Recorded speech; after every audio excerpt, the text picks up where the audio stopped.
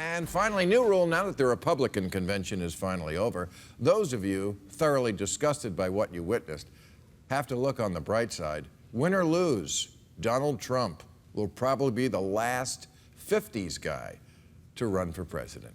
And frankly, that is something to be thankful for. Because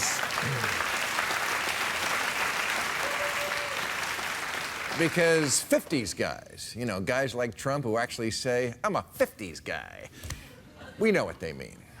I think that putting a wife to work is a very dangerous thing. When I come home and dinner's not ready, I go through the roof. Yeah. The 50s guy. He likes steak, he keeps a bottle of scotch in his desk, and he thinks an educated woman should be locked up. I don't. He does. It's not a really bright crowd. Okay. You know, Bill Clinton really nailed it when he said, if you thought something good came out of the 60s, you're probably a Democrat, and if you thought the 60s were bad, you're probably a Republican.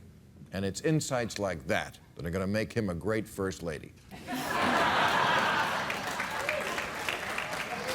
But that tension between 50s and 60s people is what still drives our politics today. It's true. You either think the 50s were great or the 60s were great.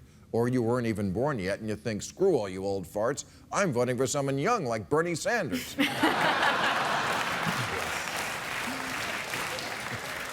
Now, to 60s people like me, the 50s are kind of like America's high school yearbook picture. With each passing year, they just get more and more embarrassing. But not to Donald Trump. He was born exactly 9 months after the end of World War II. He could have been conceived on this day, when America was on top of the world and the young Trump family was, by all accounts, very happy.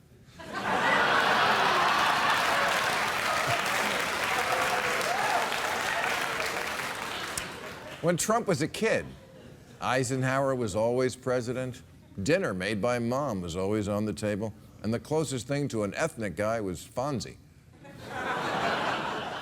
People are a product of the time they grow up in. It's why Trump still wears a pompadour. Albeit one that's lost the will to live.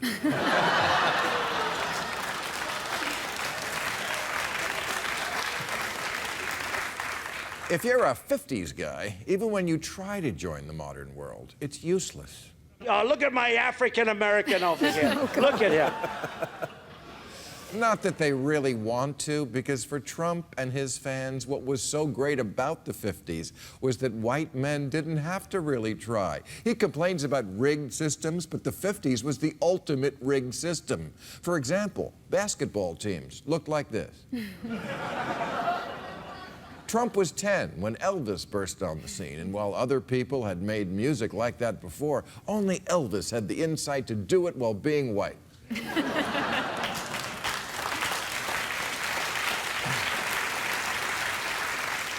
In the 50s, everybody knew their place and stayed in their lane. Lesbians were called roommates. And gay men were called priests.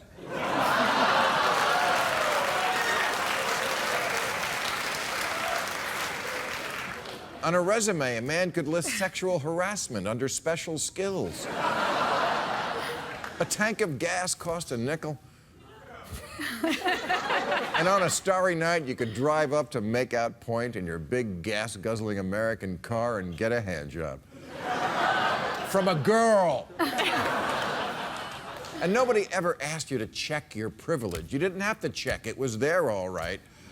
So when Republicans talk about restoring America, making it great again, taking their country back, this is where they want to take it back to, 1959, when life was still in black and white, before the 60s came along and ruined everything with color.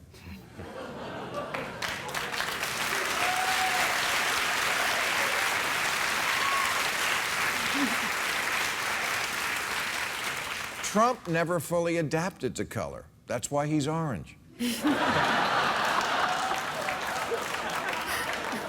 Like the first color TVs, his tint knob is a little off.